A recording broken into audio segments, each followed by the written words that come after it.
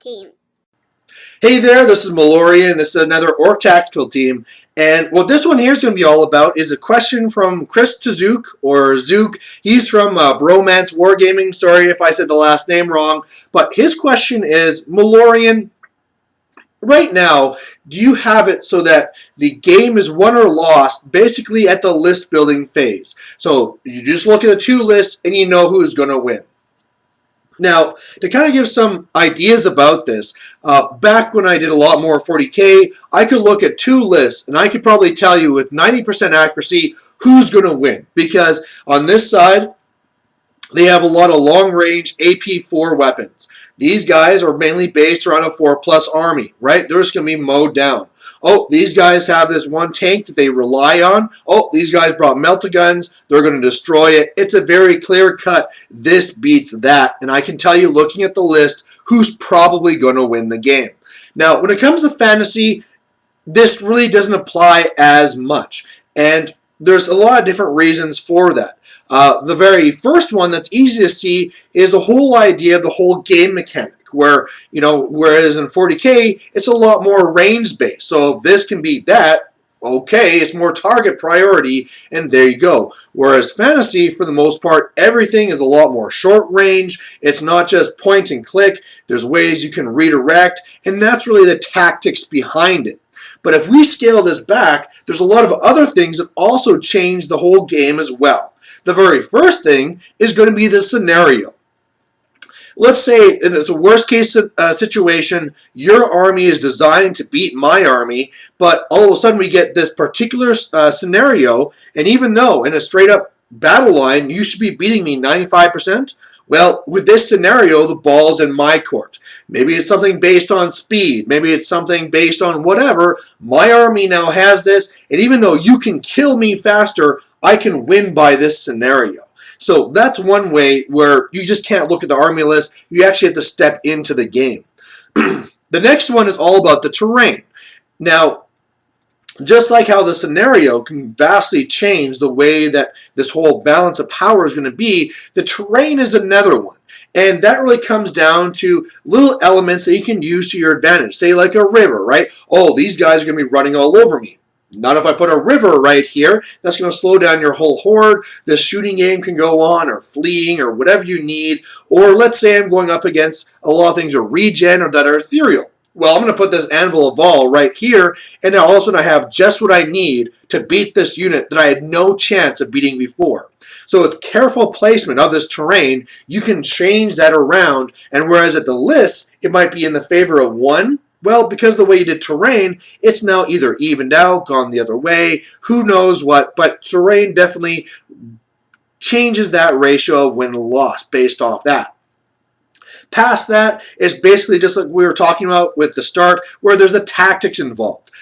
I can take the worst army I can take. I had the one tournament where my daughter made my army list, and it was just really a bunch of random crap thrown in there. But I got into games, and I found people that I can beat because of either the scenario or more my skill with being able to use this army because I was more experienced than my opponents, right? And because right there, it didn't matter that you might have a better list. I have more experience, I have more knowledge with this army, and I can now use that to defeat you. So there's always that too. And then finally there's luck, right? I can be playing against Napoleon Jesus, and he has the best army that's designed to beat mine, but I roll all sixes, he rolls all ones, and I win the day, right? So you can always have that too. But to be honest, that's probably what most people, that's not what most people are really asking when they look at this question. They're saying, all right, Malorian, let's not go to extremes. Let's say you have two people with equal skill. They're not going to be fools with deployment. Each of you are going to be playing things pretty smart there. So all of a sudden, you have your list, I have my list. These things, all else being equal, if we're then going to compare this list versus this list, can the game be over before it even starts? And even then, when you make everything else equal, you still can't say this will beat this. I think that you could say that there definitely can be a skew, especially when you get to some extremes. Let's say that you have the vampire player who went for a whole bunch of ethereal and he just draws up against a demon player who all have magical attacks. Well, all of a sudden, these wraiths that I've been paying 50 points a model, they're just toughness 3, 2 wounds, just gonna die, right? I am paying all these points for something that has no chance whatsoever. So you can have stuff like that, but it is very extreme. And for the most part, especially if we're saying that, sure, we're equal skill, but let's kind of raise this up a little bit and say that they're both of fairly, the higher level skill. They're not just new players who are taking something silly or whatever. These are people that are planning, saying, okay, this is my army. I want to make sure I have this prepared for all situations, so I'm not going to go for crazy skews, right? I don't want to run into a tournament and get destroyed one game and have no chances of winning. So I'm going to go and make sure that I cover all my bases, don't go too extreme. I'm still going to push the army in the way that there's the strengths of the army and in my particular game style, but I'm not going to go full crazy and go off to one side. And then once you have that, you really don't have that massive one way or the other. If anything, I'm just kind of throwing numbers out there, but let's just say that when you have that situation, probably the worst you're going to see is maybe 60-40, something like that. We're not talking like 95% to 5%, something like that, right? You shouldn't be seeing that when both players are being prepared for it. And another thing to really do is really to keep this in perspective. Like I said, 60-40, these are just random numbers I just kind of threw in there. If you look at and compare Warhammer Fantasy 8th Edition to other games, it is really in a very good and balanced spot. Let's say we go and we take, 40K. 40K, unfortunately, is a range game, and target priority is always going to win out. Oh, what's this? You have a whole bunch of infantry, not in tanks, and you all have 3+ saves, and you're hoping to rely on that? Sorry, I took Helldrakes. I'm just going to swoop in with my 3 Helldrakes and delete your army. Oh, do you decide to go with a high skew for armor and you took 3 Ranlators? Well, I took a lot of Melt again, so you're dead. So you really see that there. Even in War Machine, which I love, you see a really high skew there where you can say that straight up, this guy will beat this guy because these spells totally negate this guy's feat, or this guy's abilities have no effect on this, or I'm really shooty and you're stealth. But the way they handle that there is more with the 2-list system, where you walk in and say like, well, this one would really suck. Guess I'm going with this list. You don't see that in fantasy. But even then, we're still in the spot there where it's still fairly balanced if all those things are all equal.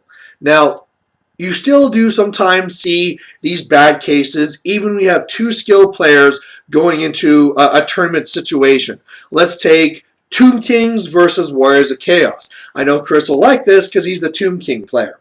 Now, when you're up against Warriors of Chaos, what are you going to see? A Demon Prince. How are you going to kill that Demon Prince? Well, with shooting and stuff, right? Well, the problem is that your only War Machine, the Scullapult, has flaming attacks.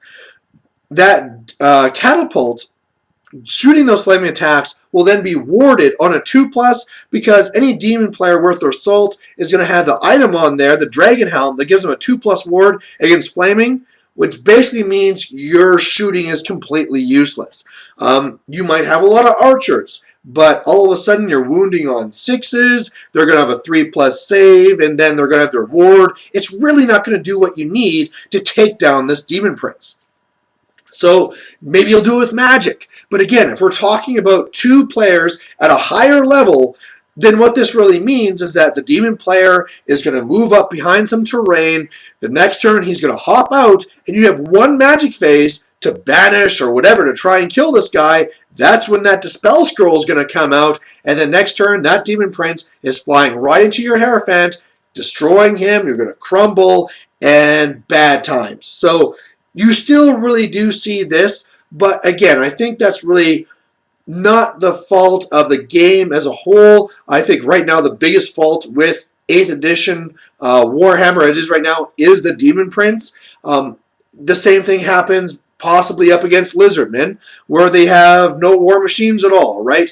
How are they going to be dealing with this demon prince? And there's a few little tricks you can do, but at the same time, man, I'm up against a demon prince. If I look at this list and this list, I'm doomed. But again, it's just the demon prince. And I think we really just take that one thing, push it to the side. For the most part, it's really not that bad. Go into it, and especially if you're a person who are planning and know, all right, I'm going to go into a game, I'm going to have weaknesses.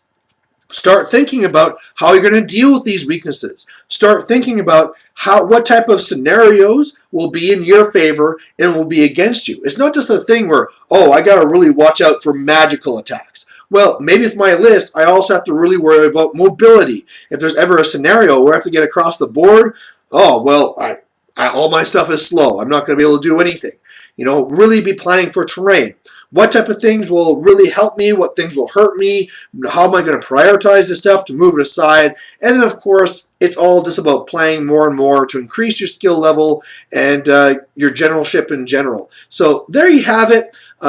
I know it can be a little bit frustrating sometimes where you lose a game and it's like, man, I was screwed. But it's always important to take that step back and say, what else could I have done? And I think for the most part, when you look at it, you'll say like, well, I could have done this. I could have differently deployed like this. If it was just the scenario, any other scenario, this would have gone like this. And that's probably the better way to attack it. Because if you go into it and say like, well, your list beat mine, there's no way to ever win this, I might as well just leave the game. You don't want to get to that point, right? So there you have it. Enjoy your games, and thanks for watching. Bye.